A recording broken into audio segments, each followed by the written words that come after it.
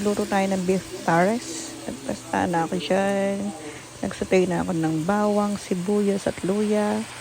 And then yun na yung beef. Mekus. Nilagyan ko yan ng Knorr seasoning, toyo, and salt and pepper, oyster sauce. So, chimichikan lola nyo dyan yan. Kausap ko yung aking mother-in-law.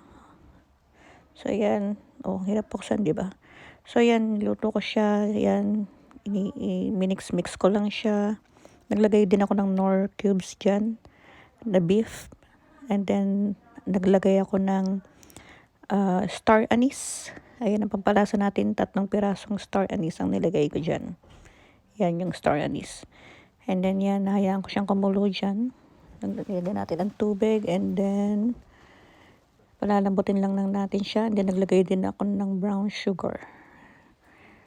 Yan natin siya kumulo. Tapos, naglagay natin siya ng tinunaw na cornstarch para malapot. Yan, add tayo little soy sauce doon. Yep. And then, yan, mekus. Hanggang sa kumulo na siya. Yan na malambot. And then, charan. Ready na ang ating beef pares. And then, I make also the sabaw. Siyempre, pag pares, I'm making sabaw also para talagang pares. And then, nagsangag din kami dyan ng kanin.